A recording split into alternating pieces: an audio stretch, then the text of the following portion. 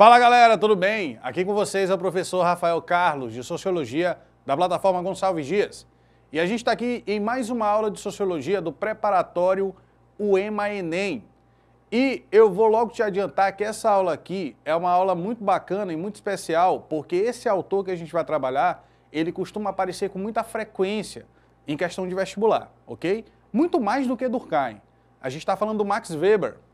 E hoje a gente vai fazer algumas questões de vestibulares anteriores que trazem temas da sociologia weberiana. Então fica atento para tu saber como é que são cobradas as questões relacionadas à sociologia de Max Weber no vestibular. Vamos começar então? Então vem junto comigo.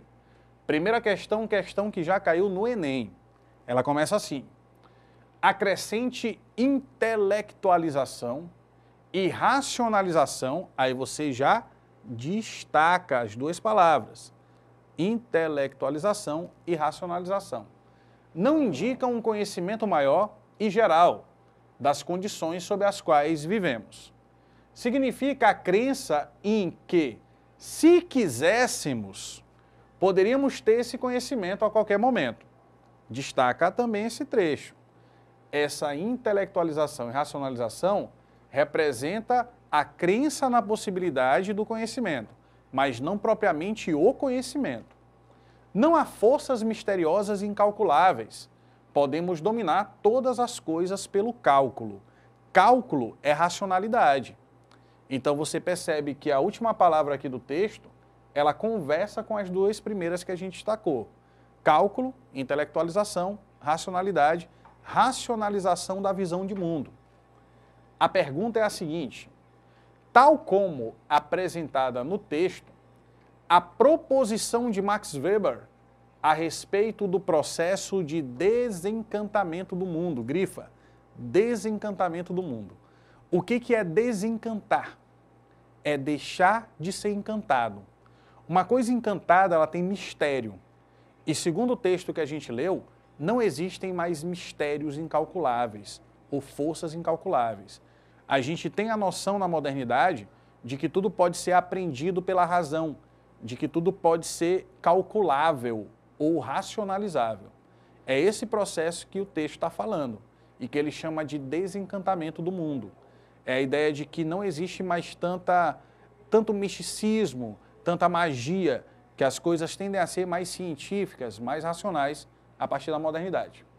Então evidencia a letra A, o progresso civilizatório como decorrência da expansão da indústria. Não tem nada a ver, né? A gente está falando de progresso, a gente está falando de visão de mundo. Por que essa visão de mundo acontece a partir da modernidade? Letra B, significa a extinção do pensamento mítico. Peraí, quer dizer que não existe mais pensamento mítico? Porque se é extinção, ele não existe mais. E ele existe, inclusive muitos autores contemporâneos se utilizam da mitologia para poder ilustrar simbolicamente aquilo que querem dizer. Então ainda existe essa narrativa como até fundamento para algumas explicações filosóficas, psicológicas ou sociológicas também.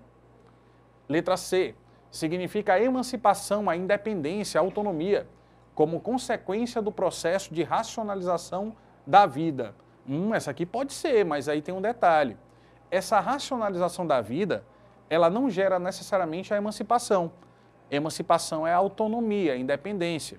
O fato da vida estar mais racionalizada não simboliza que nós, enquanto seres humanos, estaríamos mais emancipados ou autônomos. Então, esse detalhe da palavra emancipação torna a letra C uma opção distratora. Não é essa ainda a opção correta. Letra D, significa um afastamento de crenças tradicionais como uma característica da modernidade. Perfeito.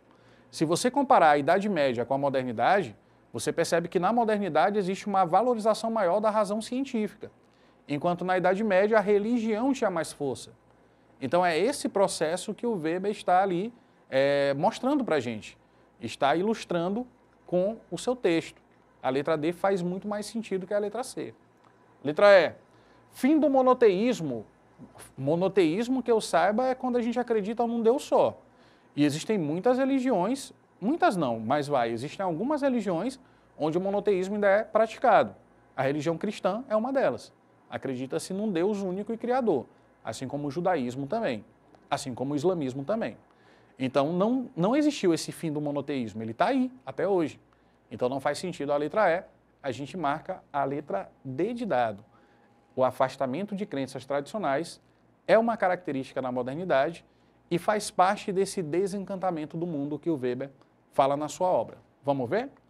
Letra D de dado é a nossa opção correta na primeira questão. Beleza? Vamos então para a segunda questão, da teoria weberiana. Caiu no Enem PPL. E quando caiu lá, caiu assim.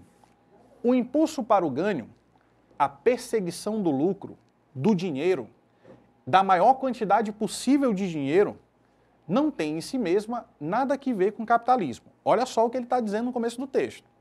Que a busca pelo dinheiro, a perseguição do lucro, não tem necessariamente a ver com o capitalismo. Porque isso existe e sempre existiu. Mesmo antes do capitalismo, as pessoas buscavam riqueza, buscavam lucro. Então não foi o capitalismo que começou isso. Isso já existia desde antes. Pode-se dizer que tem sido comum a toda sorte e condição humanas em todos os tempos e em todos os países, sempre que se tenha apresentada a possibilidade objetiva para tanto. O capitalismo, atenção agora, aí você grifa, o capitalismo identifica-se com a busca do lucro. Não foi o capitalismo que produziu o lucro, mas uma das características mais importantes do capitalismo é a busca pelo lucro.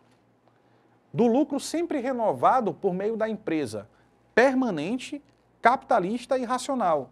Grifa as três características: permanente, capitalista e racional.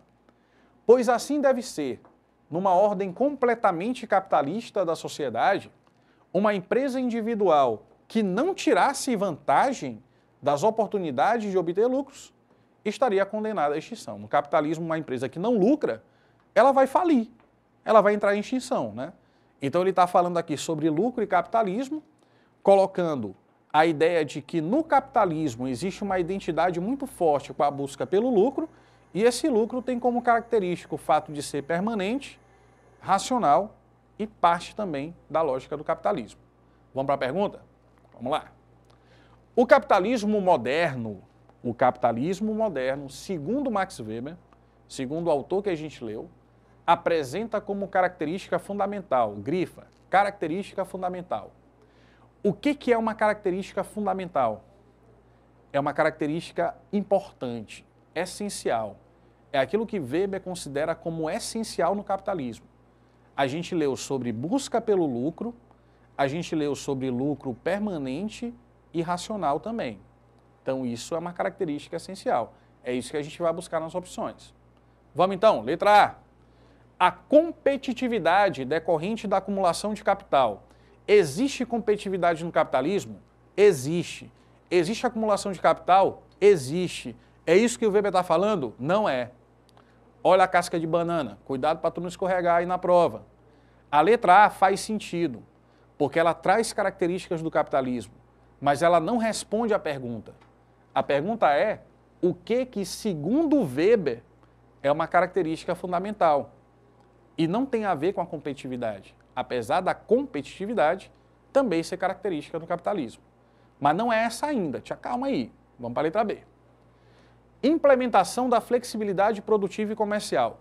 Existe flexibilidade produtiva e comercial no capitalismo? Sim, mas só que no capitalismo a partir do século XX. E a pergunta é do capitalismo moderno e não contemporâneo. Então aí seria uma opção anacrônica. O que é uma opção anacrônica? Ela está fora de contexto. Ela responde uma coisa diferente do contexto da pergunta. Não pode ser a letra B. Letra C. Uma ação calculada e planejada para obter rentabilidade. O que é rentabilidade? É lucro. Segundo Weber, o lucro é uma característica fundamental do capitalismo? Sim. Para obter o lucro é preciso planejamento? Sim. É uma ação calculada, é uma ação racional. Então a letra C faz sentido. Provavelmente é a nossa opção correta. Vamos ver a letra D. Socialização das condições de produção. Existe isso no capitalismo? Não existe. Então descarta. Letra E. Mercantilização da força de trabalho. No capitalismo, a força de trabalho é mercantilizada? Sim. Porque a força de trabalho também é mercadoria. Quando você trabalha no lugar e recebe um salário, a pessoa que te paga está comprando a tua força de trabalho. É uma mercadoria. Mas só que é isso que o Weber está falando? Não é. Porque quem fala disso aqui é Karl Marx, não é Max Weber. Ou seja, é a teoria de outro autor. A letra E é uma opção distratora, porque ela traz uma resposta que não é do autor da pergunta, mas é de outro autor da sociologia. Então a gente marca a letra C. Para Max Weber, a característica fundamental do capitalismo é que ele representa uma ação calculada e planejada, racional, de obter lucro, de obter rentabilidade. Vamos lá? Letra C? Letra C é a nossa opção correta. Vamos então para a terceira questão, que caiu no Enem Digital. Lá no Enem Digital caiu assim, ó. No protestantismo ascético, temos não apenas a clara noção da primazia da ética sobre o mundo, mas também a mitigação dos efeitos, mitigação significa diminuição, dos efeitos da dupla moral judaica, uma moral interna para os irmãos de crença e outra externa para os infiéis. O desafio aqui é o da ética, a ética protestante, é o título lá do livro do Weber, a ética protestante e o espírito do capitalismo, que quer deixar de ser um ideal eventual e ocasional, que exige dos virtuosos religiosos quase sempre uma fuga do mundo, como na prática monástica cristã medieval, para tornar-se efetivamente uma lei prática e cotidiana dentro do mundo. Isso está lá na Ética Protestante, né, e a Ideologia do Atraso Brasileiro, livro do Gessé de Souza, onde ele faz um diálogo com o Max Weber, que escreve a Ética Protestante e o Espírito do Capitalismo. Ele pega essa teoria do Weber lá do passado e tenta dialogar com a realidade brasileira. O livro lá do Gessé de Souza, que está citado aqui no preâmbulo do texto, no início da pergunta.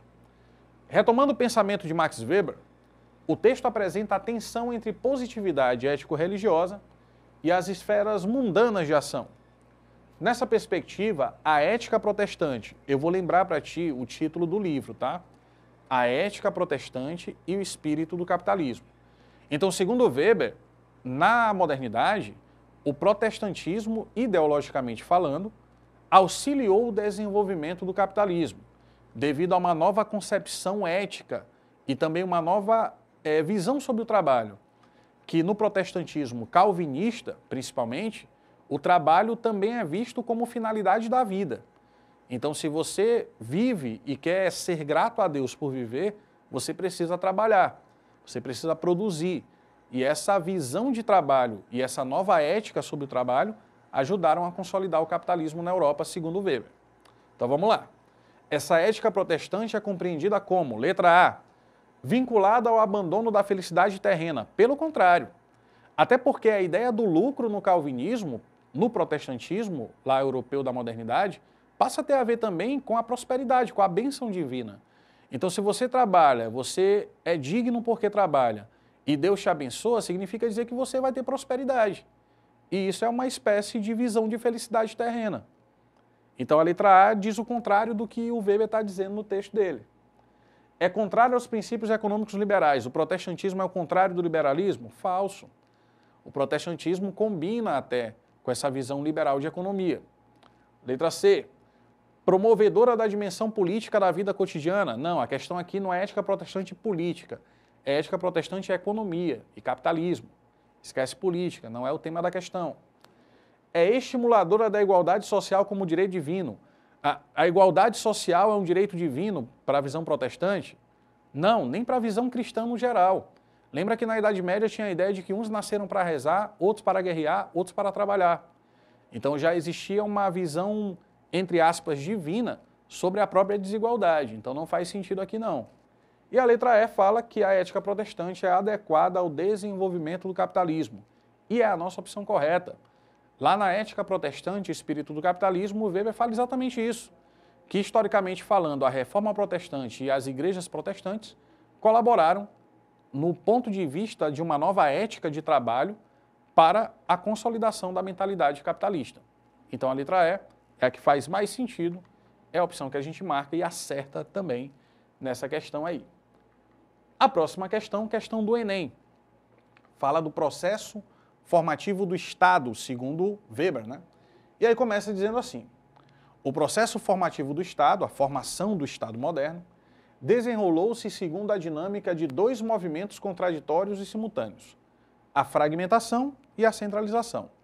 Fragmentação dos países, né, para formar o Estado Nacional, e a centralização do poder na mão dos reis. Então, se a gente volta na história para o século XV e XVI, a gente tem a formação dos países europeus.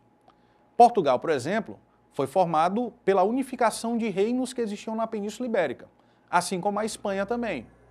Então, antigamente, existiam reinos, e esses reinos foram se unificando para transformar o que hoje são os países. E esses países eram governados por reis, eram monarquias, chamadas de monarquias absolutistas, né? Onde o rei ele tem um poder pleno, poder absoluto. O Estado é concentrado na mão dele, na mão do rei. De um lado, fragmentação na medida em que os príncipes europeus tiveram de lutar contra o poder universalista do Papa, e centralizador na medida em que os príncipes tiveram que lutar contra o poder político e militar de outros chefes políticos rivais, dos senhores feudais, por exemplo, que existia lá no final da Idade Média. Desse processo, resultaram as características fundamentais do Estado moderno. Olha só, o tema da questão é a formação do Estado moderno, modernidade. Aí você já circula ali e destaca. Processo formativo do Estado, formação do Estado. Aí ele vai te dar exemplos do que é esse Estado moderno, ou melhor, características. Quais são as características do Estado moderno? Primeiro, o Estado moderno tem um exército nacional. Existir um exército nacional é uma característica do Estado moderno. E também a burocracia civil, a estrutura política, jurídica, administrativa formada pelo Estado. Tanto o Exército quanto a burocracia civil permanentes, a padronização tributária. Nesses estados, nação, começa a circular uma única moeda, que é a moeda daquele país, como existe até hoje, né? Cada país tem sua moeda, e aí nesse território que compreende o país, é essa moeda que é tida como oficial. Os tributos também, os impostos são padronizados, né? O direito codificado, existe um código de leis, uma constituição, e também um mercado unificado, e uma unificação monetária, como eu tinha dito antes, e também do próprio mercado, controlado pelo Estado no primeiro momento, na chamada política mercantilista. Então essa questão ela envolve um pouco de história, um pouco de sociologia e um pouco de ciência política. Ela envolve 3 conhecimentos de áreas diferentes, né? É uma questão, portanto, que a gente considera como interdisciplinar. Isso acontece bastante no Enem. Uma questão que dialoga com várias áreas do conhecimento. Vamos ver a pergunta? Vamos lá. A institucionalização política mencionada, ou seja, a institucionalização das características do Estado, teve como uma de suas causas o êxito de alguns príncipes em fazer o quê? Aí você pergunta, professor, essa questão é sobre Max Weber? É, porque a resposta da questão é a teoria do Weber. É aquilo que ele fala que é o processo responsável pela formação do Estado e por dar ao Estado uma função. O Estado, para Weber, é a comunidade humana que, sob determinado território, reivindica e exerce letra A, monopolizar o uso legítimo da força. O monopólio legítimo da força. A função do Estado para Weber é exatamente a resposta dessa pergunta que foi feita. Os príncipes tiveram êxito em monopolizar o uso legítimo da força e por isso conseguiram estabelecer o Estado moderno, a institucionalização das características do que é o Estado a partir da modernidade. Por isso que é uma questão sobre Weber.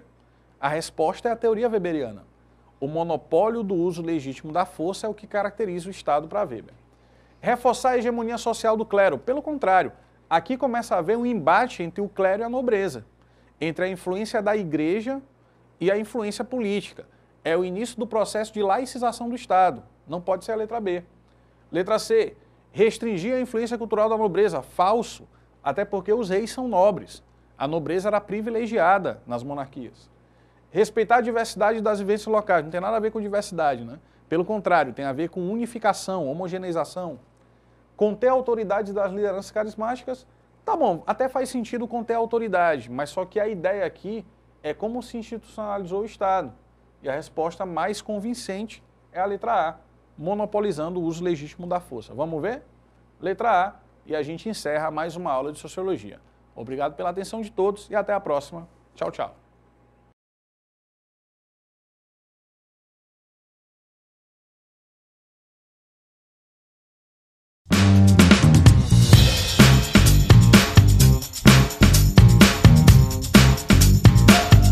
Fala galera, tudo bem? Aqui com vocês é o professor Rafael Carlos, de Sociologia, da plataforma Gonçalves Dias. E a gente está aqui para mais uma aula do preparatório UEMA-ENEM, exatamente. A gente está caminhando junto com você que vai fazer o vestibular para que lá no final você obtenha êxito, ok? Então olha só, vem comigo que hoje a gente vai falar sobre um teórico que é um dos mais importantes da sociologia clássica. A gente está falando do Karl Marx. Então hoje eu vou mostrar para ti como é que o vestibular, tanto do Enem quanto da UEMA, pode cobrar questões relacionadas a esse teórico, beleza? A gente não vai ficar falando muita coisa aqui, vamos logo para a questão para não perder tempo. E aí, à medida que a gente for lendo a questão, vendo a pergunta, o tema, eu vou dizendo algumas coisas importantes para ti sobre a teoria do autor. Combinado? Então vem comigo. Primeira questão, uma questão que já foi questão do Enem. Olha só como ela começa. Ela diz assim: ao mesmo tempo, graças às amplas possibilidades que tive de observar a classe média, vossa adversária, rapidamente concluí que vós tendes razão, inteira razão, e não esperar dela, a classe média, qualquer ajuda. Seus interesses são diametralmente opostos aos vossos, mesmo que ela procure incessantemente afirmar o contrário, e vos queira persuadir que sente a maior simpatia por vossa sorte, mas seus atos desmentem suas palavras. A parte mais importante dessa citação, que é uma citação do Friedrich Engels, parceiro intelectual de Karl Marx em muitas obras, é a parte que fala sobre classe média. Essa leitura da sociedade relacionada à classe é uma leitura muito característica do marxismo e da própria teoria do Karl Marx. Então lembra que um dos conceitos mais importantes da teoria de Marx e Engels é o conceito de luta de classes. Eles observam a sociedade e a desigualdade social a partir dessa ideia, da ideia de que existe sempre ali um conflito ideológico, um conflito de interesses entre as camadas ou classes que compõem as sociedades.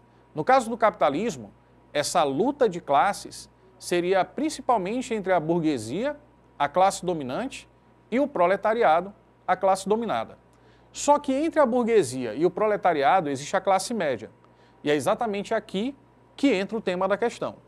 O Friedrich Engels, parceiro intelectual do Karl Marx, está dizendo que a classe proletária, os trabalhadores, não podem esperar muita coisa da classe média, porque os interesses da classe média são diametralmente opostos, ou seja, são contrários aos interesses do proletariado, da classe trabalhadora, certo? Então, olha só, a parte mais importante dessa citação é a parte que fala sobre classe, no caso, a classe média.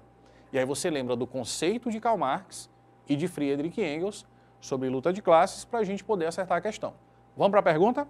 Vamos lá. No texto, o autor apresenta delineamentos éticos. Atenção, o que a ética representa? É a ciência do comportamento humano. Então, aqui você tem Engels falando sobre a forma que a classe média se comporta. Por isso que seria um delineamento ético, que corresponde a quê?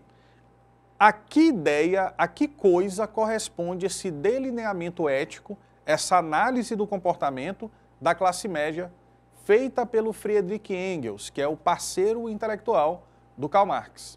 Vamos lá. Ao conceito de luta de classes faz sentido? Faz total sentido.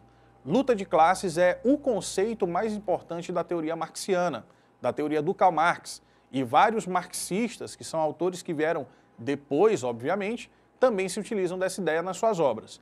Então, a primeira, a letra A, ela pode ser a nossa alternativa correta, não tem nada que esteja ali errado, mas calma, que é só a primeira alternativa, a letra A. A gente ainda tem mais 4 para avaliar, mas a primeira já está bacana, na minha visão, já está respondendo o que se pede. Vamos ver as outras opções? Vamos lá. Letra B, alicerce da mais-valia. Mais-valia é um conceito também de Marx e de Engels, né? Principalmente do Karl Marx no livro O Capital. Então, quando ele fala de mais-valia, ele fala do processo de extração do lucro, tá? Só que a mais-valia é uma coisa mais relacionada à as relações de trabalho, propriamente a relação entre patrão e operário, patrão e funcionário. E nesse caso da questão, o foco não é esse, não é a relação de trabalho, mas é o comportamento da classe média. É uma questão mais vinculada à classe do que propriamente à relação de trabalho. Ou seja, a letra B até faz sentido, mas só que ela não responde corretamente ao que foi perguntado. Mais-valia é um conceito do marxismo, mas só que não responde à pergunta feita na questão. Então seria uma opção distratora. Letra C. Fundamentos do método científico. A questão aqui é uma questão que trata de teoria do conhecimento, de metodologia, de ciência? Acredito que não. O foco da questão não é esse. O foco da questão é mostrar o comportamento ou o delineamento ético de como a classe média age em relação à classe trabalhadora. Então a letra C foge do tema da questão, não será a nossa alternativa correta. Letra D de dado. Paradigmas do processo indagativo. Mais uma vez é uma opção muito técnica, né? Paradigma é um modelo explicativo, processo indagativo é a forma como a gente se questiona sobre as coisas. Mas voltando, o tema da questão não é sobre teoria do conhecimento, não é sobre indagação, não é sobre metodologia, é sobre o comportamento da classe média. Então a letra A continua sendo a nossa melhor opção. Letra E. Domínios do fetichismo da mercadoria. Fetichismo da mercadoria também é um conceito trabalhado nas obras de Marx e Engels. Só que fetichismo da mercadoria tem a ver com o processo de encantamento que a mercadoria passa a ter sobre o consumidor. É aquela sensação que você tem quando vai ao shopping ou visita alguma loja, que parece que aquela roupa ou aquele tênis está pedindo para você levá-lo, está te chamando, está te seduzindo, entre aspas, a consumi-lo, a comprá-lo. E isso é muito fruto da publicidade, né? Da forma como se prepara o marketing do produto, etc. Mas só que isso não é o que está sendo discutido. É um conceito trabalhado pelo autor, mas não é o foco da pergunta feita na questão. Então, mais uma vez, passaria como uma opção ali, um pouco longe da ideia central da questão, do comando da questão. Então, realmente, a letra A é a nossa melhor opção. Vamos conferir? Vamos ver se a gente acertou a letra A? Atenção! Letra A é a opção correta da primeira questão sobre as teorias sociológicas de Karl Marx. Lembrando que a gente não vai falar só do Karl Marx. A gente vai falar também de Friedrich Engels e de outros autores que estão associados à teoria marxista, beleza? Então vamos adiante. Unicentro. Na Unicentro, no Paraná, a questão caiu assim. Karl Marx, ao pensar sobre a sociedade no sentido de compreendê-la, utilizou termos como materialismo dialético. Aí, na hora de fazer a prova, você já circularia Karl Marx, que é o autor da questão, e também a metodologia que ele utiliza, que é o materialismo, nesse caso, o materialismo dialético. Além também de outros termos, como a infraestrutura. Infraestrutura corresponde à estrutura econômica da sociedade. A maneira como as relações de trabalho se organizam, a maneira como está estabelecido ali os moldes da economia, tá? Então lembra, infraestrutura é a base. E para o marxismo, para Karl Marx, a base da sociedade são as relações econômicas. Então a economia é a estrutura mais fundamental. Superestrutura já seriam outras estruturas além da economia. Então olha só, infraestrutura é base, a base é econômica. Aí os pilares que se erguem sobre essa base são a política, a cultura, a ideologia, são outras estruturas que não são econômicas, ok? Mas que dependem da economia como fundamento, como infraestrutura. Aí tem a mais-valia, que a gente falou na questão ainda há pouco, o processo de extração do lucro no capitalismo tem a ver com a mais-valia. Proletário, que se refere ao proletariado, à classe trabalhadora, aos funcionários das fábricas ali no século XIX, na época do capitalismo industrial. A essas pessoas que ele está colocando esse adjetivo de proletários. Prole significa filhos, família. Então, proletário é aquele que trabalha para sustentar a família, daí que vem o nome proletário. E também o conceito de alienação. Alienação pode ser visto de vários sentidos, mas um exemplo de alienação é aquilo que ocorre no capitalismo industrial, quando o operário trabalha numa fábrica produzindo alguma coisa que não pertence a ele no final. A posse do que ele faz não pertence a ele, mas sim ao seu patrão, ao dono da fábrica. Então essa produção estará alienada, o trabalho estará alienado, ok? Acredita-se que o seu propósito era compreender a sociedade e transformar seu modo de ser, o propósito do Karl Marx. principalmente devido às questões das desigualdades sociais existentes na época. Aí você circularia aí desigualdades sociais, que é um dos temas mais fundamentais na literatura do Karl Marx, na literatura sociológica, nas ideias desse pensador. Então você destacaria o nome do Marx, alguns conceitos elementares que a gente citou e também a desigualdade social como tema central. Vamos para a pergunta? Vamos ver o que vai ser perguntado em cima disso? Vem comigo. Sendo assim, para Karl Marx, então depois de tudo que a gente leu, depois de tudo que a gente circulou, deixou em destaque, o que a gente pode considerar como correto nas 5 alternativas que vêm a seguir? Primeira alternativa, letra A. O senso comum era a principal preocupação da sociedade no processo histórico. O senso comum é aquele tipo de conhecimento que não é tão bem refletido, que não tem um fundamento que seja científico e tal, mas é algo que com o passar do tempo as pessoas vão acreditando e vão reproduzindo, certo? Então não tem a ver com senso comum. A ideia do Marx é uma ideia mais mesmo científica, né? Mais metódica. Então a letra A não pode ser a nossa opção correta. A letra B diz, o trabalho foi o elemento essencial da sociedade humana no decorrer da história. Perfeito. Porque em cada momento diferente da história, nós, enquanto sociedade, produzimos aquilo que a gente precisa através do trabalho. E é pelas relações de trabalho, parte da infraestrutura, da estrutura econômica, é que Marx analisa a questão da desigualdade social. Então a letra B está tranquila, né? A gente não vai descartar, mas vamos analisar as outras também, para ver se tem outras opções. Letra C. A base do entendimento da sociedade é a superestrutura e a infraestrutura. Não, olha só. Base é o fundamento, é da onde você parte. Superestrutura e infraestrutura já são conceitos que vêm dessa base que é a base do trabalho, das relações de trabalho, da análise sobre isso que o Marx faz na sua obra. Então não é a base, mas é tipo conceitos ou consequências dessa análise basilar, que é a análise fundamental. E a base da sociedade propriamente dita é a infraestrutura, é as relações de trabalho, é onde está o que a gente leu na letra B, ok? Letra D.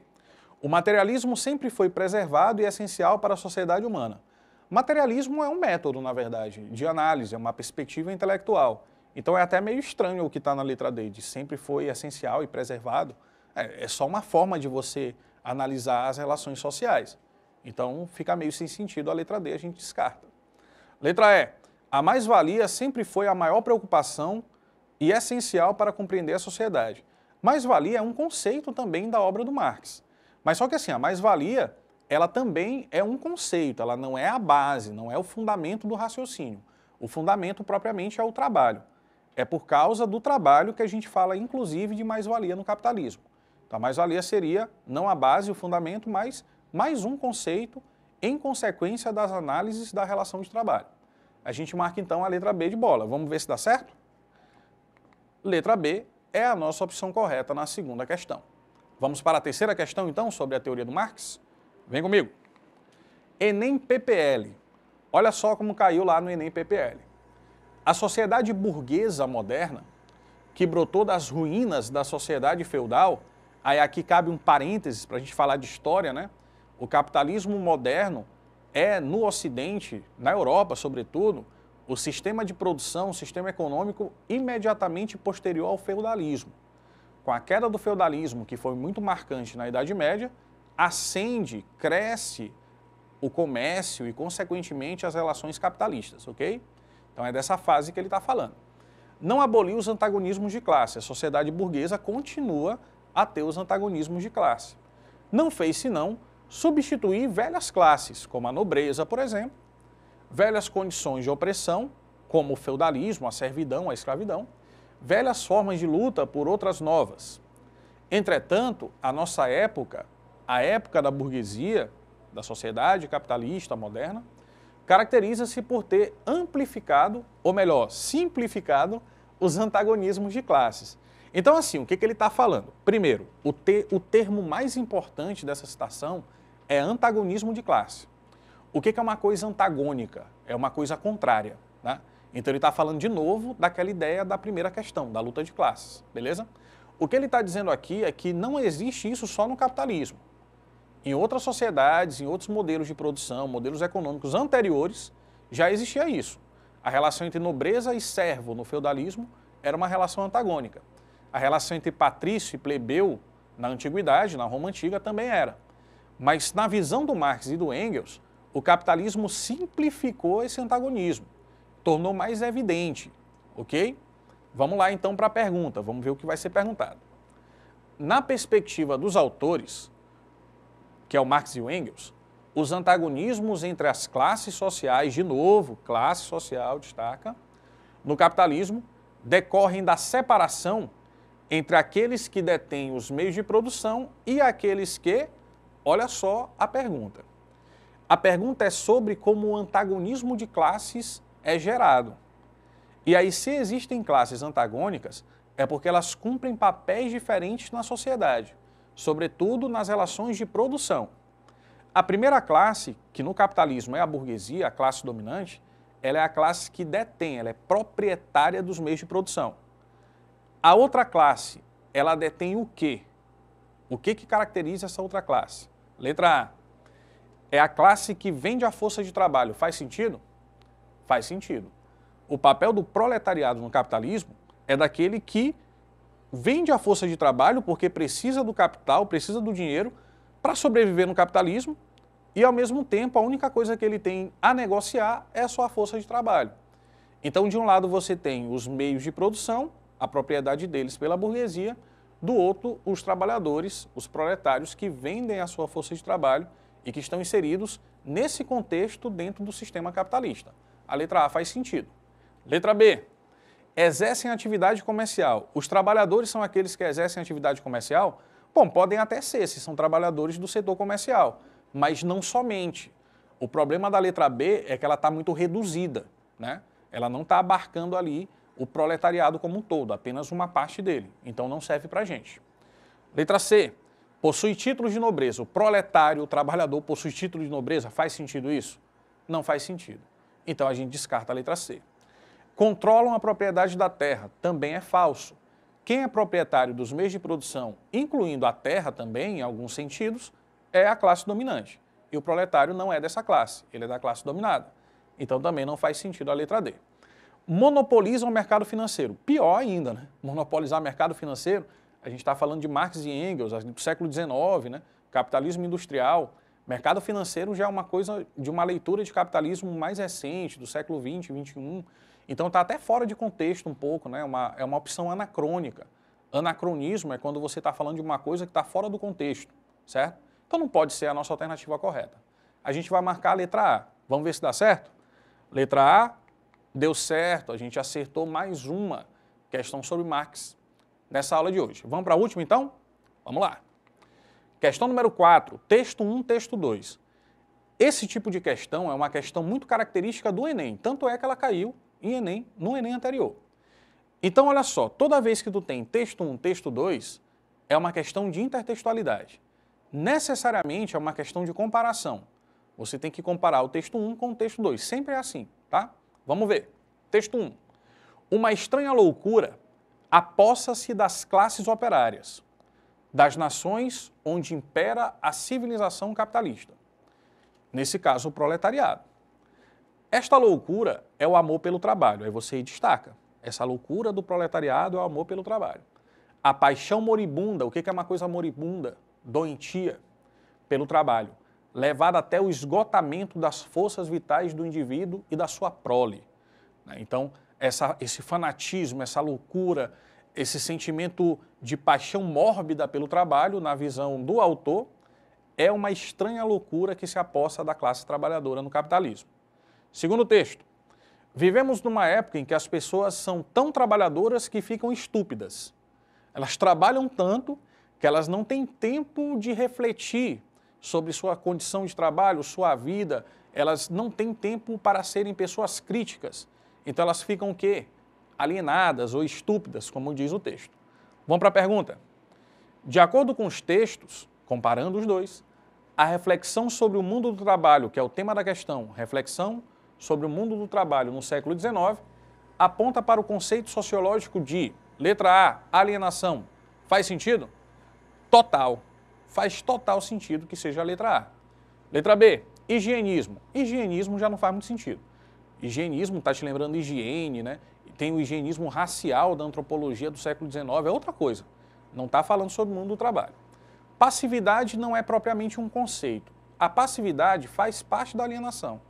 Então a alienação continua sendo a opção melhor. Emancipação seria o contrário de alienação. Então não faz sentido. Mercantilização é uma característica do capitalismo, mas não é sobre isso a questão. Logo, a letra A, vamos ver, é a nossa opção correta. A gente fica por aqui em mais uma aula de Sociologia. Muito obrigado pela atenção e a gente se vê numa próxima videoaula. Tchau, tchau.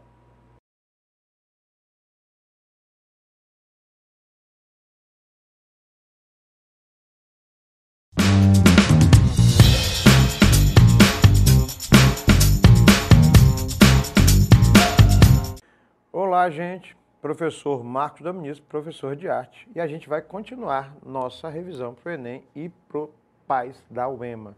Vou repetir em todas as aulas. Professor, não cai na arte na UEMA. Cai sim, só não tem um conteúdo pontual específico. Tem uma série de questões, tanto na área de linguagem de códigos, produção textual e humanas, que você tem referências do conteúdo contextualizado que não é específico lá no programa da UEMA. Mas tem. Ano passado aconteceu a mesma coisa e os meninos, professor, caiu. Não estava escrito, não disse? Vamos lá. E não esqueçam que tem muito assunto que é extremamente importante para a gente trabalhar sobre isso. Um deles é justamente o que a gente vai fazer hoje, que é o Barroco brasileiro. Eu vou dar um nome bem característico aqui, deixa eu ver se eu acho bem aqui. Está ali, Aleijadinho. Geralmente o Enem não usa o nome Aleijadinho, Aleijadinho. Professor, por que ele é chamado desse jeito? Corre lá na plataforma da gente, plataforma Gonçalves Dias, lá no canal no YouTube, e dá uma olhada na aula pontual sobre Barroco no Brasil. Aí você vai entender que o nome de Aleijadinho é chamado Antônio Francisco Lisboa. Um mantra na cabeça de vocês. Antônio Francisco Lisboa. Antônio Francisco Lisboa. Antônio Francisco Lisboa. Mais uma vez para entrar. Antônio Francisco Lisboa. Geralmente usa-se o nome dele. Algumas provas de alguns vestibulares usam outro. Professor, por que Aleijadinho é tão importante para a arte brasileira? Porque o Barroco, que a gente já comentou, que veio da Europa, chegou nas mãos de Aleijadinho, cujo pai era um escultor português e a mãe era uma escrava que o pai comprou, alforriou e aí nasceu Antônio Francisco Lisboa, ou Aleijadinho. E ele foi acometido com uma doença entre mais ou menos os 32 até os 64 anos, que muita gente acredita e acredita que seja a hanseníase, vulgarmente chamada de lepra. Cortou os próprios dedos, tanto das mãos quanto dos pés. Isso são hipóteses, não há um quadro diagnóstico certo. Existem hipóteses e a mais provável talvez seja essa. Para a gente entender o nível de importância de Aleijadinho, é só levar em consideração que ele é comparado, olha só que interessante, ele é comparado a Leonardo da Vinci e Michelangelo, só que nas proporções do nosso estilo barroco brasileiro. E o nosso estilo barroco brasileiro é uma adaptação com uma cara extremamente nova do que foi feito na Europa no barroco.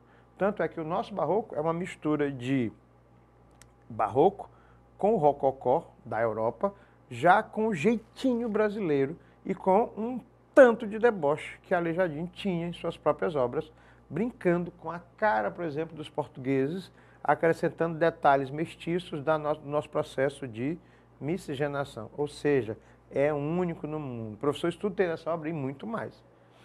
Enem de 2012, com contornos assimétricos, ou seja, não são iguais. Isso aqui é simétrico, isso aqui é assimétrico.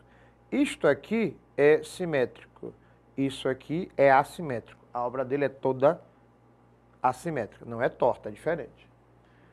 Com contornos assimétricos, riqueza de detalhes nas roupas e no rosto, nas feições, a escultura barroca do Brasil tem forte influência do rococó, que eu falei para vocês, europeu, e está representado aqui por um dos profetas do pátio do Santuário de Bom Jesus do Matozinhos, em Congonhas do Campo, Minas Gerais, esculpido em pedra-sabão por Aleijadinho. Profundamente religiosa, sua obra revela o quê? Vamos por partes. Não tinha mármore em grande quantidade no Brasil, podia vir, era caro, o pessoal trocou por pedra-sabão, que era muito comum na região. Não tinha bronze no Brasil, o pessoal deu um jeitinho brasileiro e utilizou madeira. Tanto é que tem uma expressão do barroco mineiro, chamada de Santo do Paoco, que eu já falei aqui, que era justamente para contrabando, que as estátuas eram feitas de madeira. Mas quem quiser saber mais, dá uma olhada na nossa aula. A gente pode dizer que essa estátua que fica do lado de fora da igreja de Bom Jesus dos Matozinhos, que já caiu outras vezes no Enem, ela representa o quê? Personalidade, modelando uma imagem sacra com feições populares. É nesse ponto que eu queria chegar. As obras de Aleijadinho, vou voltar aqui para vocês darem uma olhada, tem, ao mesmo tempo, de traços portugueses, narizes, bem diferente do meu não está longe, tem um nariz português. Ele tem olhos mestiços maiores, né? A boca também tem traços, ora do lábio superior e ora do inferior, maiores ou menores, diferente dos portugueses. Então, bem lentamente ele vai modificando o rosto, e esse rosto parece uma pessoa que você encontraria na rua. Agora eu entendi. Isso é obra de Aleijadinho. Continuando ainda sobre o barroco brasileiro, esta aula é só sobre esse assunto, que é um dos assuntos mais trabalhados no Enem ao longo de vários anos. Lendo o texto e a questão. O estilo barroco chega ao Brasil pelas mãos dos colonizadores, sobretudo portugueses. Desenvolve-se no século XVIII, 100 anos após o surgimento do barroco na Europa. Ou seja, como tudo aqui no Brasil, chega mais atrasado e a gente vai dando jeito. Enquanto na Europa é de uma cor, no Brasil é tudo colorido. Não era diferente naquela época. Chega a 100 anos depois do surgimento do barroco na Europa e recebe influências tanto dos portugueses, quanto dos franceses, quanto dos italianos, quanto dos espanhóis. Ou seja, o nosso barroco brasileiro, ele é uma mistura, assim como a música, assim como a culinária, assim como tudo aqui no país. É uma mistura de várias etnias.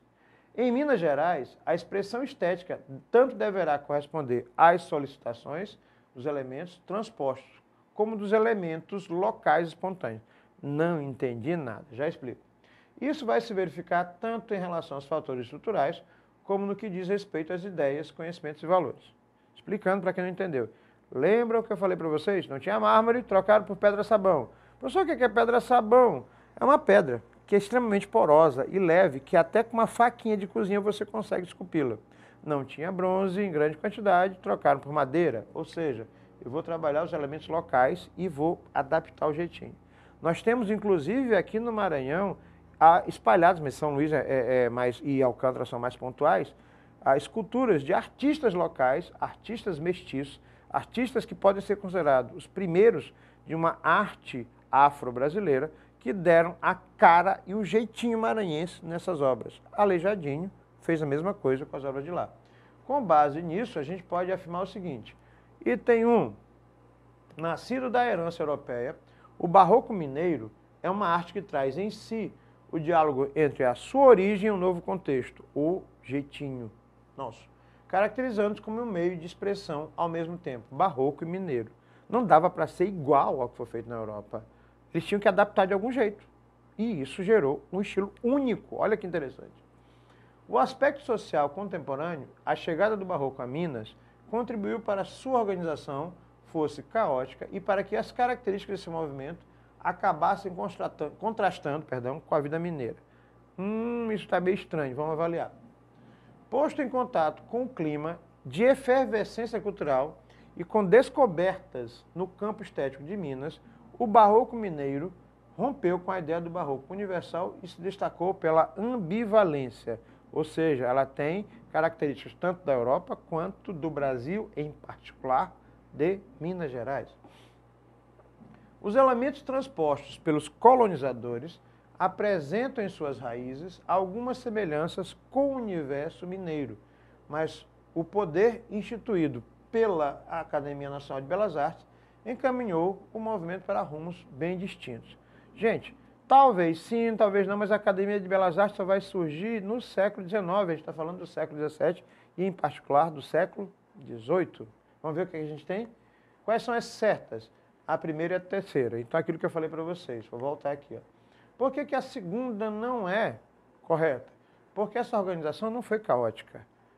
Ela não era igual que os europeus faziam, mas era bem pontual. Os artistas sabiam o que estavam fazendo e criando um novo estilo. E a outra, né?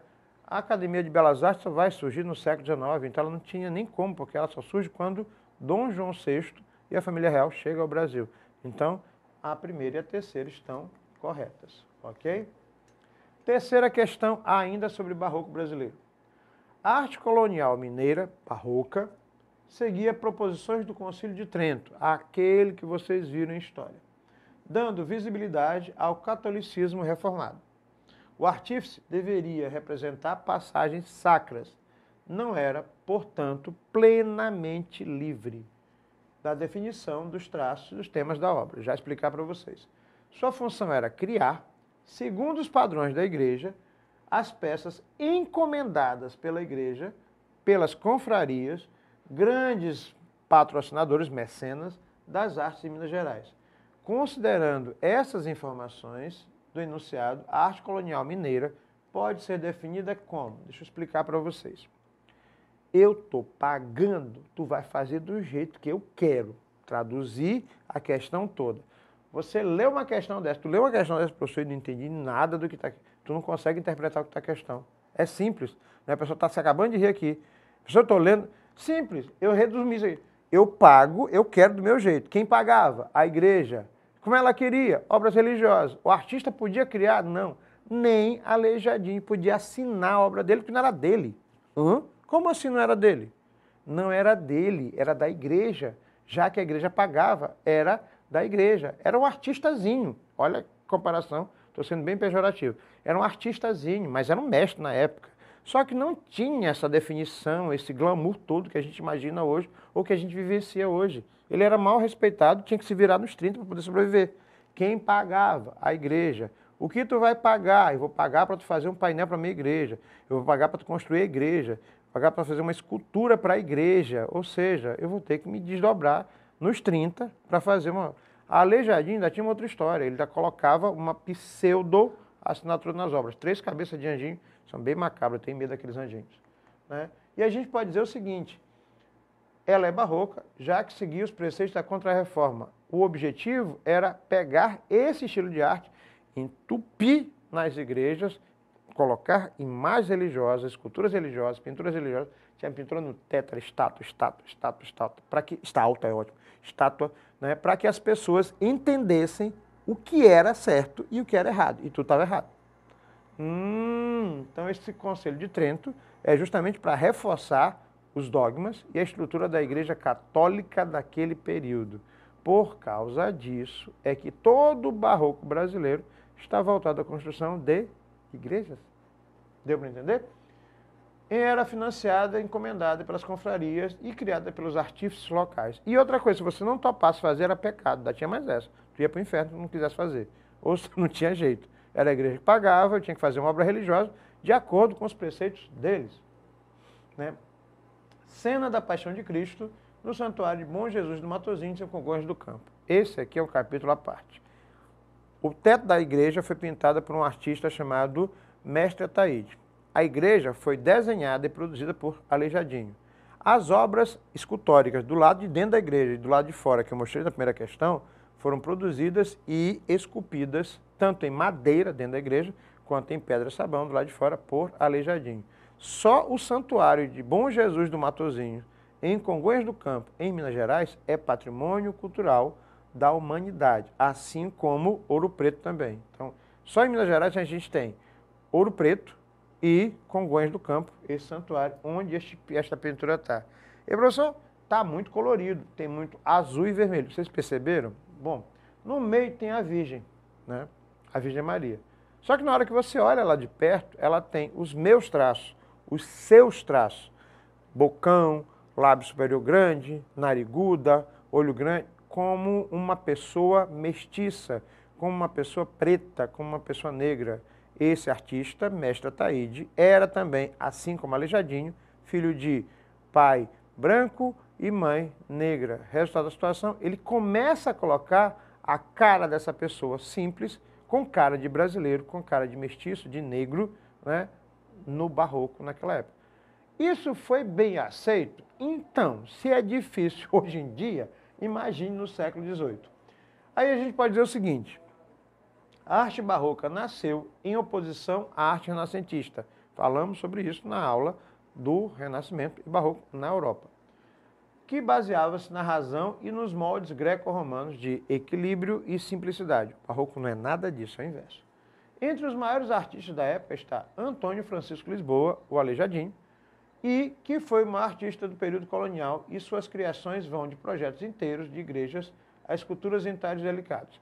Essas características próprias do Barroco adquirem em trabalhos de uma feição particular, tais como a de Mestre Ataíde, passa pela mesma coisa que é o caso da pintura que eu mostrei na questão. Os olhos são expressivos, espaçados e amendoados, e apresentam certas semelhanças orientais. Isso tanto na escultura de Aleijadinho quanto na pintura de Mestre Ataíde. As maçãs do rosto mostram fortes semelhanças com as esculturas dos anjos barrocos, que é uma tendência da Europa, mas ele vai dando jeitinho. Os olhos, o rosto parece europeu, mas os olhos são bem brasileiros ou mais africanizados. O nariz é reto, alongado, o que dá muita força às fisionomias. A minha cara é de ovo, então não tem muita comparação desse jeito. Os lábios são entreabertos, o que traz uma ideia de movimento à vida e à figura. O queixo é sutilmente retangular e que confere altivez à imagem esculpida. Vamos ver quais são as que estão certas e estão erradas. A primeira, a terceira e a quarta estão certas. O que está errado na quinta e na segunda? As maçãs do rosto mostram fortes, não tem nada a ver com os anjos barrocos. Eles parecem os bebezinhos. O rosto era mais alongado e reto, parecia um quadrado, triângulo, retângulo, tudo junto. Os anjinhos são umas bolinhas gordinhas, fofinhas, né? O olho é meio estranho, mas é isso. E na quinta, o queixo é sutilmente retangular. Não, é muito retangular. É uma característica do barroco, que é diferente da Europa. Por quê? Porque tanto Mestre Ataíde quanto Aleijadinho deram a sua marca registrada, a sua assinatura, que é o famoso jeitinho brasileiro. Sobre o barroco no Nordeste, vamos lá. O barroco tem uma forte influência em Minas Gerais. Só que quando a gente fala do barroco no Brasil, ele se desenvolve em duas áreas bem distintas no país. As áreas mais ricas e as áreas mais agrícolas, não eram pobres, mas menos urbanas. As áreas mais ricas, você tem Minas Gerais, já que produzia muito ouro e pedras preciosas. Por causa disso, é que as igrejas barrocas de Minas Gerais são as mais pomposas, suntuosas, ricas, mas não são as únicas no país. No Nordeste, a gente tem dois lugares bem marcantes. Um, Salvador, outro, Olinda e Recife, os dois num combo, ou seja, é um barroco nordestino. Nota, o barroco nordestino não é exatamente igual ao barroco de Minas Gerais e tem características regionalizadas, que é aquilo que eu estou falando desde o início. A gente tem o barroco no Brasil, só que cada região, o Brasil é um país gigantesco, cada região vai dando o seu famoso jeitinho brasileiro. Além do jeitinho brasileiro, aqui já deu o jeitinho brasileiro e o jeitinho nordestino. Então, item 1. Em comparação ao barroco mineiro, apresenta maior originalidade e sofisticação, especialmente em Pernambuco, devido ao enriquecimento gerado pelo comércio e produção açucareira. Pronto. Por que que Salvador, Recife e Olinda eram cidades tão ricas? Porque tinham portos, tinha muita saída e entrada de comércio por ali. E aí as cidades cresceram. São Luís é um capítulo à parte. Para o século XIX, São Luís é uma cidade muito rica, tanto é que a gente teve um teatro construído. O Centro Histórico de São Luís é um exemplo disso. Só que ela não tem influências barrocas diretas. A gente pega assim a rebarba. O barroco ficou entre Salvador e Pernambuco, né? Quando ele diz sofisticação, gente, vamos entrar num consenso. A gente é nordestino, a gente é chegado no exagero, a gente é drama, a gente é barroco. Basicamente isso. Andai. Os interiores dessas igrejas apresentam rica decoração de talha e azulejaria e tetos com pinturas ilusionistas de alta qualidade e quantidade. Menino, tu chega numa igreja dessa, tu olha para o teto, tu faz assim, tu já toma um susto, porque é ouro, pintura, no altar, é exagerado. É mais exagerado até que o barroco mineiro em muitos casos, né? Na pintura, destaca-se o trabalho de Manuel da Costa Ataíde, o mestre Ataíde, aquele que eu falei, que não trabalhou só em Minas Gerais, e em especial o teto da igreja de São Pedro dos Clérigos em Recife. A arquitetura de suas igrejas se destaca pelas fachadas exageradas. Por quê? O povo vai passando na rua para chamar o povo para dentro da igreja mesmo, não tem para onde. Que apresentam elegantes ornamentações em pedras entalhadas, que era o material típico da região. O que a gente tem de certo? O item 2 e o item 4. Né? O item 2, os interiores eram exageradamente ricos. E o item 4, as igrejas chamavam atenção pra caramba. O que está errado aqui? O barroco mineiro apresenta maior originalidade? Não, o barroco mineiro deu time. Então, o barroco nordestino vai chegando e vai se ajeitando. Já o último, né, destaca-se pelo trabalho. Manuel da Costa Ataíde era mineiro. Sair de Minas Gerais para ir para o Nordeste naquela época era difícil. Então, pesquisem mais sobre esse material. Vale muito a pena a gente entender mais sobre a história do Brasil contada pela arte, no caso, o barroco. Professor Marcos da Ministra aqui, professor de arte. Fui!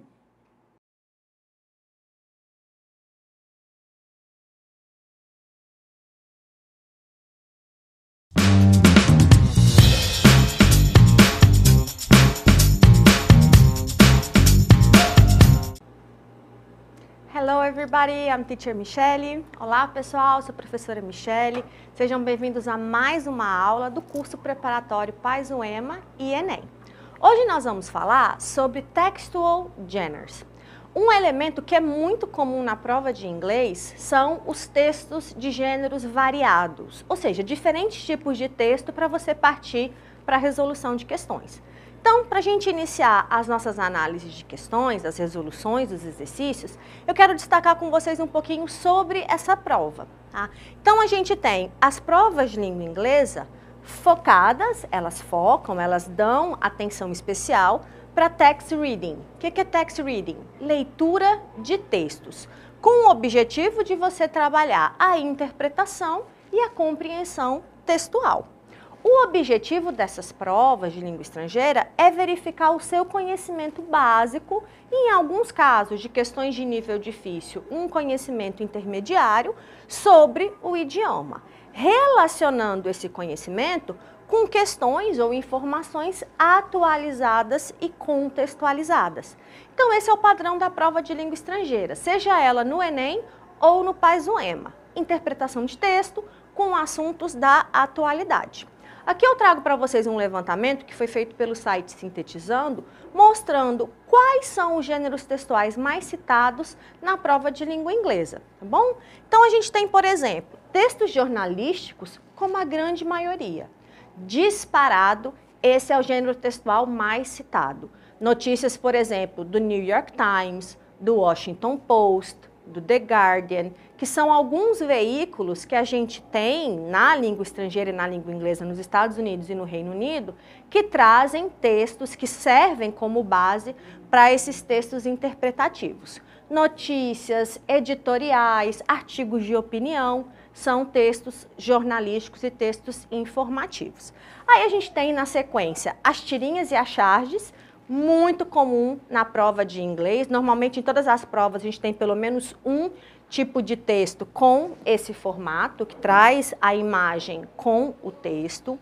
Textos técnicos, por exemplo, fragmentos de artigo, um texto que trabalha com um manual, uma bula de remédio, são textos menos frequentes. Os textos publicitários, que são os anúncios e as propagandas, as campanhas, também aparecem. Letras de música e textos literários, poemas, canções, também aparecem com frequência. Fragmentos de romance, nós já vimos, de contos, tá bom? Vocabulário e infográficos são menos comuns. O que é vocabulário? São questões que focam especificamente na análise de algumas palavras. Nós vamos ter uma aula sobre isso. E infográficos são aqueles textos que trazem os dados estatísticos, bom? Não são tão frequentes assim. Vamos começar a nossa análise por uma questão da UEMA, bom? Essa prova é de 2019 para 2020, para o seletivo pré-pandemia. A gente tem um texto que traz uma referência em português e o enunciado também em língua portuguesa. Eu falei numa outra videoaula que quando nós temos a análise desses dois tipos de prova, a UEMA ela teve uma mudança em um padrão. Tá? Então, a UEMA, de 2016 até 2020, ela trazia questões com formato parecido com o do Enem, então enunciado em português com as alternativas também em língua portuguesa. E de 2020 para cá, depois que a pandemia nos assolou, aí nós começamos a ter enunciados em inglês. Voltou para um padrão que os vestibulares usavam há anos atrás. Enunciado em inglês com alternativas em inglês. Tá? O que, de alguma forma, dificulta, porque se você já tem um enunciado em português, isso já é meio caminho andado, você já tem uma pista do assunto e etc. Mas não entre em pânico, porque a gente vai discutir formas de você superar essas dificuldades, bom? Então, aqui a questão. O que a questão diz? Eu sempre falo, começa pela questão, porque aí você analisa o texto de maneira mais direcionada. A questão diz, em que parágrafo fica explícita, né, fica claro que a função de produzir o pão mencionada no Velho Testamento era uma tarefa feminina. Ou seja, eu tenho que procurar no texto, de que tem 5 parágrafos, essa informação sobre a produção do pão. Eu tenho 2 elementos que me chamam a atenção nesse enunciado. Velho Testamento, tarefa feminina. Então é isso que eu tenho que procurar lá no texto. Então olha só, praticando aquela leitura rápida, você não vai traduzir o texto, você vai só olhar ele procurando essas palavras-chave. Eu tenho o primeiro ponto, nenhuma referência. No segundo, nada. No terceiro, olha só, bread, que é pão em inglês, is mentioned in the Bible. Bible é a Bíblia. Se eu estou falando do Velho Testamento, logicamente eu estou me referindo à Bíblia. Aí continua. In Old Testament. Olha o Velho Testamento aqui, ó. Então eu já achei a resposta. In Old Testament times, lá no tempo do Velho Testamento, todas as evidências da produção do pão, a preparação do grão, a confecção, a produção e o ato de assar o pão, tudo isso era women's work, ou seja, trabalho das mulheres. Ou seja, tarefa feminina, tá bom? Então eu encontro a resposta sem nem precisar fazer aquela leitura, traduzindo, buscar palavra por palavra. Não precisa fazer isso na prova de inglês, tá bom? É importante usar as estratégias de leitura e nós vamos ter várias aulas sobre isso. Não percam os nossos aulões. Então a resposta, parágrafo 3, bom? Outra questão, e agora do Enem. Tá? Eu trago uma questão para vocês que tem como fonte Pit Lane Magazine. Magazine em inglês é revista. Ou seja, esse daqui é um texto informativo, um texto jornalístico que foi retirado de uma revista. Vamos para o enunciado para a gente ter alguma pista ou alguma ideia do texto. O texto, que aborda questões referentes ao tema do culto à celebridade, tem o objetivo de... Então, esse texto, eu já sei o assunto dele, o culto à celebridade. Tá? O que ele traz? Qual é o objetivo desse texto? Aí a gente volta para ele. O texto começa, We are now a nation obsessed with the cult of celebrity. O que chama atenção nesse texto? Obsessed, obcecado, né, que tem obsessão pelo culto à celebridade e nação. Então você vai procurando essas palavras-chave. As celebridades substituíram a noção clássica do herói. But é uma conjunção adversativa, dando ideia de contrário, de oposto. Mas, ao invés deles serem respeitados, né, das celebridades, pelo talento, pela coragem e pela inteligência, que era o que se valorizava na ideia do herói, o que chama a atenção, ou o que é valorizado é money, style and image. Dinheiro, estilo e imagem. Então, a gente começa a ver aí uma crítica. Tá? Além disso, image is everything. Imagem é tudo. A imagem, painstakingly constructed by multitude of different images. Então, ele está chamando a atenção para essa ideia de uma imagem que é construída a partir de vários consultores. Várias pessoas contribuem para que aquela celebridade passe uma imagem que chama a atenção, que atrai de alguma forma. Nem sempre é o reflexo real daquela pessoa. Aí ele continua falando sobre algo que é most profitable, que tem mais lucro, tá? Profit em inglês é lucro. A sociedade is right behind them. Então a sociedade está logo atrás, acreditando em tudo que a celebridade acredita. Ou seja, aquela ideia do influenciador. Um influenciador fala alguma coisa e as pessoas começam a segui-lo. Celebridades, though, então apesar disso, da questão das celebridades que são organizadas ou preparadas, melhor dizendo, pelos consultores, vendem uma imagem que nem sempre é real e as pessoas saem seguindo isso. Apesar disso, as celebridades não são responsáveis pelos aspectos negativos da sociedade. Então, ele começa a falar, ó, a culpa não é apenas das celebridades. Então, ele diz o seguinte, que quem é culpado, essa palavrinha blame aqui significa culpa, estabelecer culpa para alguém. A realidade é que a sociedade é que tem culpa, porque quem consome isso é a sociedade. Se ninguém consumisse, essas celebridades, essas pessoas, esses influenciadores, não teriam um espaço. Então, o texto está fazendo uma crítica quanto a isso. Aí ele termina com o seguinte, ó. We are the people, nós é que somos as pessoas que parecemos ter perdido a habilidade de pensar por nós mesmos. Ou seja, ao invés da pessoa ficar só se alimentando pela opinião do outro, ela deveria exercitar essa sua própria capacidade de pensar. Então, olha só o que a gente tem de alternativa. Destacar os méritos da celebridade, criticar o consumismo das celebridades, ressaltar a necessidade de reflexão dos fãs, culpar as celebridades pela obsessão dos fãs ou valorizar o marketing pessoal.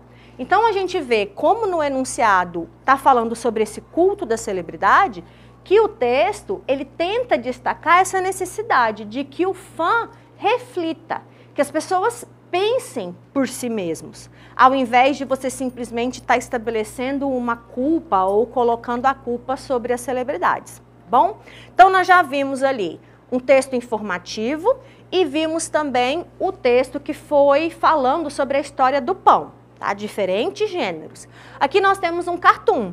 O cartoon é o tipo de texto que traz uma imagem e, além da imagem, uma linguagem verbal, texto escrito. Então, o que a gente tem na imagem? É sempre importante você analisar o desenho, né, o elemento visual, em relação ao texto. Esse cartoon é do Enem, então isso me indica que eu tenho um enunciado em português. Na fase escolar, então ele traz o contexto da escola. É prática comum que os professores passem atividades extra-classe e marquem uma data para que as mesmas sejam entregues para correção. Então, esse é o contexto do cartoon. Uma professora passou uma atividade para que a aluna entregasse. No caso da cena da charge, a professora ouve uma estudante apresentando argumentos para. Então, qual é a argumentação? Essa fala aqui é a fala da aluna. Professora, querendo receber o relatório ou a atividade, a tarefa que ela passou extra classe, que estava para ser entregue today, ou seja, hoje. Tá? A aluna chega e diz, my report is about how important it is to save paper, electricity and other resources. O meu trabalho, a minha tarefa é sobre como é importante economizar papel, eletricidade e outros recursos.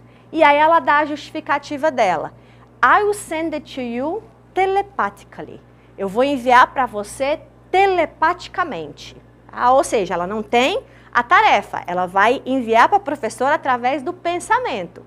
Qual é, então, o argumento que a aluna faz? É tentar mostrar para a professora que ela fez o relatório. Ou seja, ela está tentando dar uma desculpa que o relatório dela foi feito e que ela vai mandar pela cabeça dela, tá bom? Mais uma questão agora aqui da UEMA-NET, que é o vestibular da UEMA em formato de EAD. Nós temos aqui uma campanha, tá? Olha o enunciado. Toda a comunicação, em todos os campos da atividade humana, se dá por meio de gêneros do discurso, formas de você se expressar. O gênero do texto é uma propaganda e essa propaganda é de que tipo? Então ele pergunta se é uma propaganda eleitoral, social, de prótese, de amortecedor ou de sapato. Então, eu tenho aqui na propaganda, na imagem, uma perna e a outra perna está com um tipo de prótese. Aí você vai pensar, ah, então é uma propaganda de prótese, tá? Essa prótese, ela se assemelha, ela representa, ela mostra a parte de um amortecedor de um veículo. Aí você vai pensar de novo, ah, então é sobre amortecedor. Vamos ver o que o texto está falando. Lembra que eu mencionei textos que têm elementos visuais, você tem que relacionar o que está escrito com a imagem. O texto diz, spare parts for humans. Quer dizer, partes para os humanos. O que é spare? Spare provavelmente é uma palavra que você não conhece. Spare significa parte extra, parte adicional. Tá? Então, uma parte de substituição. Como, por exemplo, vamos pensar o carro. O carro tem um step. O step é um spare part, é uma parte adicional daquele veículo. Tá? Então, partes adicionais para os humanos, ou peças de substituição para os humanos, não são tão originais quanto aquelas dos carros. E aí embaixo vem a mensagem, don't drink and drive, não beba e dirija. Ou seja, esse tipo de propaganda, que faz parte de uma campanha, é uma propaganda social. É uma propaganda que tenta alertar as pessoas para que não bebam quando estiverem consumindo o álcool. Bom, aqui nós temos um anúncio. Nesse anúncio você tem também elementos visuais, essa daqui é do Enem. Elemento visual com o texto, com a linguagem verbal. Vamos analisar o que a questão nos traz, o que a questão mostra para a gente. A observação dos elementos verbais e visuais do anúncio leva-nos à compreensão de que o objetivo da campanha de abastecimento de água de Denver é. Então aqui eu tenho algumas informações importantes. Nessa campanha, eu já sei quem fez ela. É uma companhia de abastecimento de água de uma localidade, de Denver. Tá? Então, essa é a organização, a instituição que fez a campanha. Obviamente, vai estar falando sobre água, que é o foco dessa empresa ou dessa companhia. Elementos verbais e visuais é o que eu falei para você. Você vai sempre analisar imagem, que é o elemento que você observa, com o texto para você fazer a interpretação, a partir da análise dos dois. Tá? Então, vamos para o texto. O que o texto me mostra? O texto escrito. Use only what you need. Use apenas o que você precisa. Qual é a relação da imagem? Você tem um banco e nesse banco você tem um espaço que é delimitado. Ou seja, é o espaço para você se sentar. E o restante não é para ser utilizado. Você usa só o que você precisa. Denver Water é o nome da companhia, né? Da empresa que você já sabe por causa do enunciado, que é sobre abastecimento de água. Então, qual é o foco, né, dessa campanha desse anúncio que foi divulgado? Divulgar espaços públicos, espaços publicitários de grande visibilidade, sensibilizar para a conservação do patrimônio público, apresentar uma forma mais econômica de fazer publicidade, conscientizar sobre a necessidade de otimização de consumo ou denunciar possíveis danos decorrentes do ato de vandalismo. Ora, se você está falando de uma empresa ou de uma companhia que trata do abastecimento de água e o anúncio está dizendo use só o que você precisa, o foco é a conscientização sobre a otimização do consumo, para que você não desperdice água, que você use apenas em casa ou no seu local de trabalho a água, né, a quantidade de água necessária para sua utilização. Bom, então olha só quanto tipo de questão, o nosso assunto hoje é gêneros textuais. Olha a variedade de textos que a gente trabalhou. Anúncio, propaganda, texto jornalístico, o texto que fala sobre a história do pão. Então, são textos que nos trouxeram diferentes gêneros. E aqui eu trago para você um poema, que também é um gênero que a gente observa. Olha o enunciado, é um poema do Enem. A poetisa Kamala Das, como muitos escritores indianos, escreve suas obras em inglês. Tá? A Índia tem vários idiomas, o inglês é uma das línguas oficiais. apesar de essa não ser sua primeira língua. Então, na Índia você tem o Hindi, você tem o Urdu, você tem outros idiomas. Nesses versos, ela. Então, olha o que o poema está dizendo. Eu sei que é uma poetisa que não tem o inglês como língua oficial, tá? Como língua materna. O que o texto diz? Don't write in English, they say. Eles dizem para ela, não escreva em inglês. O inglês não é a sua língua materna. Então, isso é o que as pessoas dizem para ela. Aí embaixo ela coloca, o idioma que eu falo se torna meu. As suas distorções, as suas particularidades, tudo meu sozinho. Ele é metade inglês e metade indiano, né, da língua que ela mistura. Às vezes engraçado, mas é honesto e é humano como eu sou. Ele dá voz às minhas alegrias, às minhas esperanças e às minhas expectativas. Ou seja, nesse poema que ela fala da particularidade dela, da questão linguística dela, ela demonstra essa consciência. Então, as pessoas querem convencê-la a não usar aquele idioma em inglês, mas ela diz que não, que ela vai usar com todas as suas particularidades que misturam com a língua indiana, que é a sua língua materna. Pessoal, hoje nós vamos parar por aqui. Não deixem de acompanhar as nossas próximas aulas. Fiquem bem, até a próxima e bye, bye.